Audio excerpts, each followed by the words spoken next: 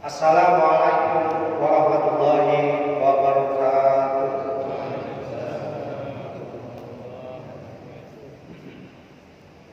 Hamdan thayyiban mubarakan fi, asyhadu an la ilaha illallah wa asyhadu anna Muhammadan abduhu wa rasuluhu wa ba'd. Qala Allah ta'ala fil Qur'anil Karim, a'udzu billahi minasyaitonir rajim. Hal yastawil ladzina ya'lamuna wal ladzina la ya'lamun. Wa qala ta'ala fi ayatin ukhra,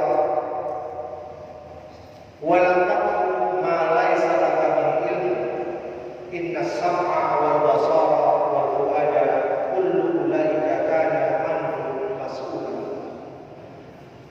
Jamaah kuliah salat maghrib yang berbahagia, marilah kita bersama-sama memanjatkan puji syukur kehadirat Allah Subhanahu wa taala. Karena hingga petang ini kita semua dalam kondisi sehat walafiat bisa memanfaatkan kesempatan yang diberikan Allah ini untuk tetap istiqomah menjalankan ibadah. Kita buktikan pada petang ini bahwa kita bisa tetap istiqomah melaksanakan ibadah sholat maghrib secara berjamaah. Semua kita yang hadir pada petang ini tentunya berharap semoga rangkaian ibadah yang telah kita laksanakan pada petang ini bisa menguatkan iman kita dan bisa membantu kita untuk terus meningkatkan ketakwaan kita kepada Allah Subhanahu wa taala. Jamaah salat maghrib yang berbahagia, sebelum kita memulai kajian rutin kita setiap malam Senin, karena kebetulan saya mendapatkan jadwal setiap malam Senin dan 2 kali saya absen Ustaz karena ada kesibukan, dan pada hari ini saya alhamdulillah bisa memenuhi jadwal untuk melanjutkan kajian saya tentang qawaidul fiqhiyah, kaidah-kaidah fikih, dasar-dasar fikih. Jamaah salat maghrib yang berbahagia, seperti yang saya sampaikan di awal tadi, kenapa kita harus belajar qawaidul fiqh, dasar-dasar fikih itu? Karena kita ini amal kita, apakah itu ibadah ataupun muamalah, itu didasari dengan ilmu pengetahuan. Ini harus menjadi culture, harus menjadi budaya kita, bahwa segala amal yang kita lakukan, baik itu ibadah maupun muamalah, itu harus berbasis ilmu. Tidak boleh hanya sekedar ikut-ikutan saja. Oleh karena itu, sangat berbeda kualitasnya orang yang mengamalkan ibadah dan muamalah itu berbasis ilmu dengan tidak berbasis ilmu. Di awal tadi Allah bertanya kepada kita sebuah pertanyaan yang sebenarnya jawabannya sudah sangat jelas. Allah berfirman, "A'udzu billahi minasyaitonir rajim. Hal yastawil ladzina ya'lamuna wal ladzina la ya'lamun." Apakah sama orang yang tahu, orang yang berilmu, wal ladzina la ya'lamun, dan orang-orang yang tidak tahu, orang-orang yang tidak berilmu? Jadi ayat ini bertanya kepada kita, yang sebenarnya jawabannya saya yakin semua kita pasti dengan mudah bisa menjawab. Pasti tidak sama orang yang tahu dengan orang yang tidak. Jamaah salat maghrib yang berbahagia, dalam ayat yang lain Allah juga mengingatkan kepada kita, kenapa kita harus mendasari segala amal ibadah kita dengan ilmu. Allah mengingatkan kita, a'udzu billahi minasyaitonir rajim, wa la taqfu ma laysa laka bihi ilm. Janganlah kamu mengikuti sebuah pandangan ma laysa laka bihi ilm, yang kamu tidak tahu ilmu. Ini sangat jelas sekali bahwa Segala amal ibadah yang kita lakukan itu harus berbasis ilmu, harus ada ilmu. Wala taqfu ma laisa laka bihi ilm. Janganlah kamu mengikuti sebuah pendapat yang kamu tidak tahu tentang hal itu. Kamu tidak tahu. Kenapa? Inna sam'a, sesungguhnya pendengaran itu, wal basara, dan penglihatan itu, wal fuada, dan hati kita, kullu ulaika kana anhu mas'ul. Semua itu akan dimintai pertanggungjawab. Jadi, kenapa kita harus terus rajin hadir dalam majelis ini? Ini dalam rangka untuk memberikan bekal kepada kita supaya kita bisa mempertanggungjawabkan segala apa yang kita laksanakan. Amal ibadah yang kita laksanakan bisa kita pertanggungjawabkan di hadapan Allah Subhanahu wa taala. Semuanya sudah berdasarkan ilmu yang Allah informasikan dalam Al-Qur'an, yang Rasulullah sabdakan dalam hadis dan sunnah. Jamaah yang berbahagia, oleh karena itu berbahagialah kita walaupun kita ini sibuk dengan urusan duniawi dari tadi pagi sampai tadi sore. Saya duduk di depan kantor karena saya maraton hari ini, tidak ada hari Minggu. Hari Minggu saya menguji tesis tadi. Ini asisten saya juga menyaksikan bagaimana sampai 4 kali dari pagi sampai sore.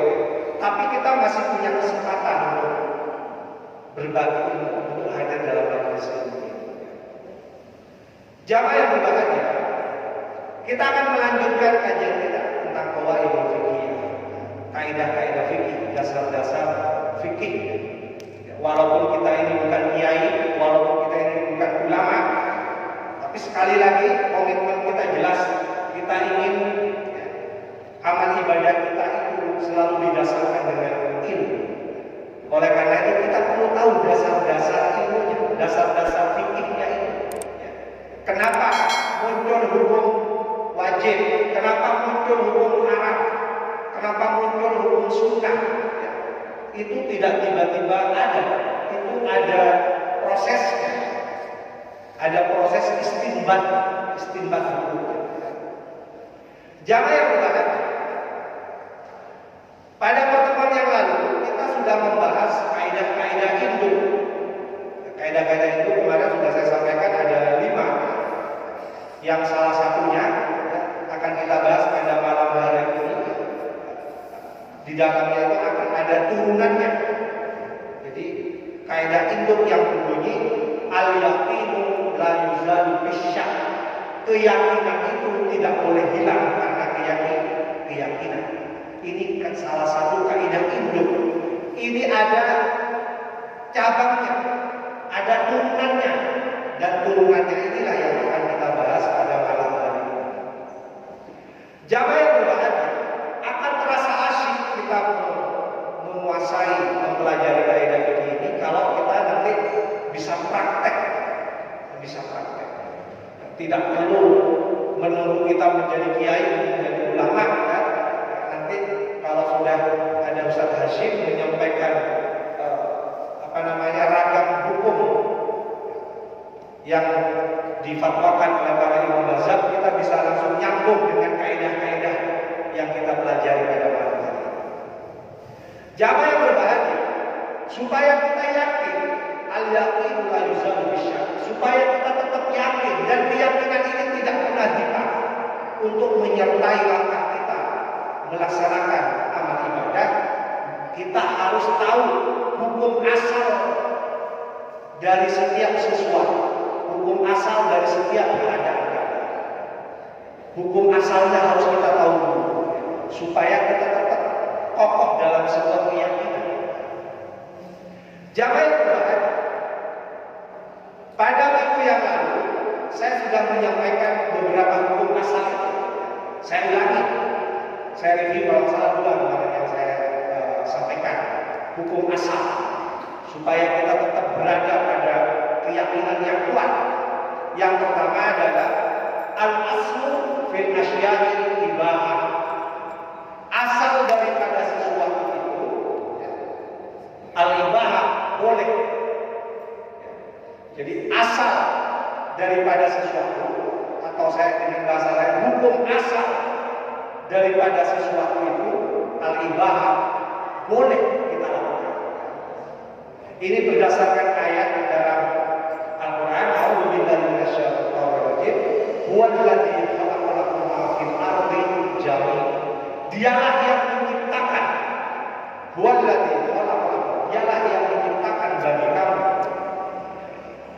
Saya kira ayat ini sangat sering dibacakan. Huwallazi khalaqalakum ma fil ardi, apa-apa yang ada di bumi ini jami'an, semuanya itu untuk kita semua.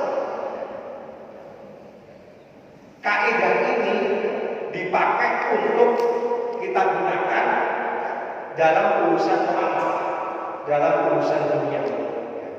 Jadi Allah menciptakan dunia ini dengan segala isinya, dengan segala fasilitasnya, dan kita hidup di dunia ini. Kita bisa menikmati apapun yang diciptakan Allah itu pada asalnya. Saya bicara hukum asal.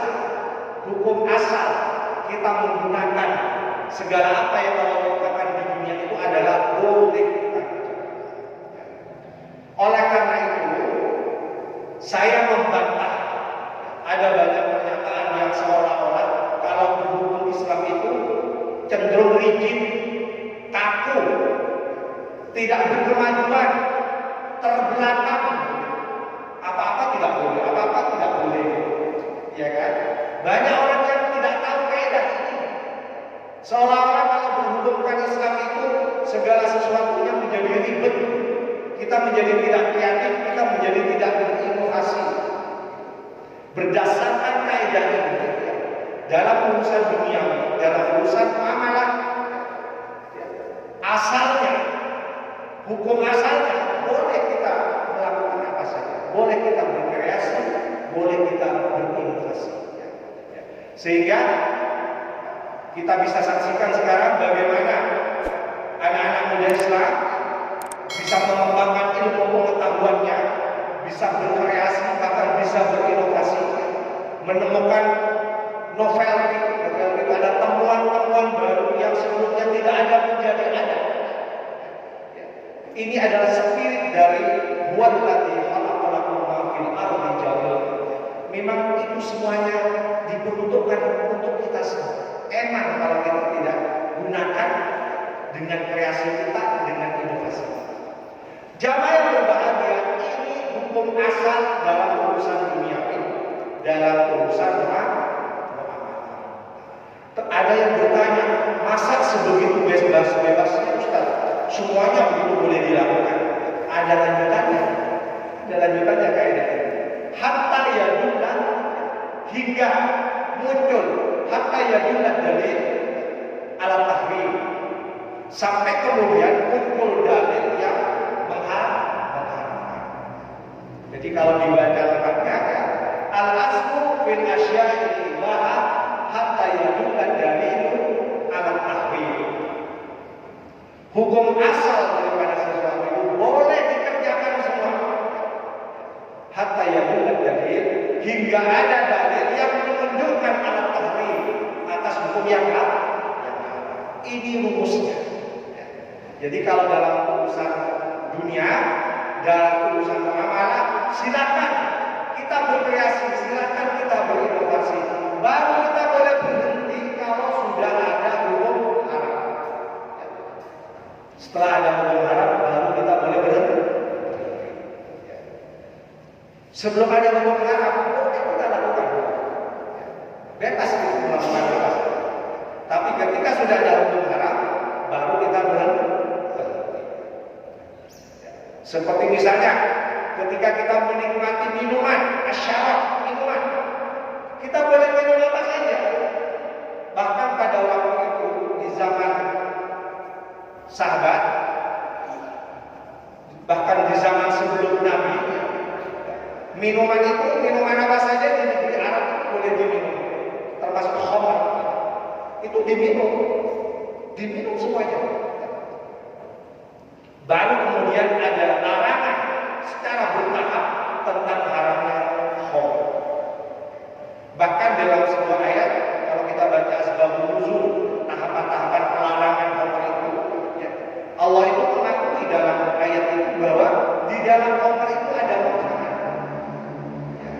ada makna. Tetapi kemudian dalil berikutnya yang terakhir itu kemudian diharam. Jamaah yang berbahagia. Nah ini sekedar contoh.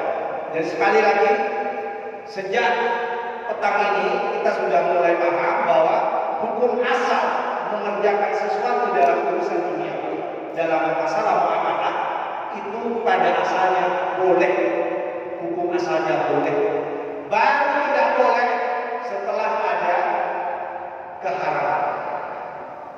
Jamaah yang berbahagia, oleh karena itu Nabi pernah ditanya oleh sahabat yang ingin berkreasi, ingin berinovasi ketika dia ingin kurmanya itu tumbuh subur dan menghasilkan banyak buah.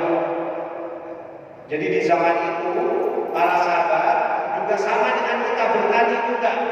Cuma kalau kita bertani padi, bertani jagung, di zaman itu para sahabat juga sibuk bertani kurma. Ini urusan amal, ini urusan dunia. Nah, dari sangat pengennya para sahabat itu mendengarkan pendapat Nabi. Sama dengan kita khawatir keliru, kita mengerjakan sesuatu kalau tidak ada dasarnya. Ya, para sahabat itu bertanya, bagaimana Rasulullah caranya supaya tanaman kurma kami ini tumbuh subur dan kemudian bisa berbuah lebat. Bagaimana cara mengawinkannya? Karena berdasarkan ilmu katanya harus dikawinkan supaya berbuah. Apa jawaban Rasulullah? Jawab Rasulullah bersabda, "Antum a'lamu bi umuri dunya." Kamu itu lebih tahu dalam urusan ini dunia. Jadi sekali lagi Rasulullah saja dengan sabdanya ini, dengan jawabannya ini, memberikan kebebasan kepada kita untuk berinovasi, untuk mengembangkan ilmu pengetahuan bagaimana caranya pertanian kita itu supaya tumbuh subur, menghasilkan bibit-bibit, menghasilkan buah-buah yang banyak. Jamaah yang berbahagia, sekali lagi kaidah ini menepis anggapan banyak orang bahwa hukum Islam itu terbelakang. Justru sebaliknya, hukum Islam itu bisa mengawal kemajuan di bidang ini.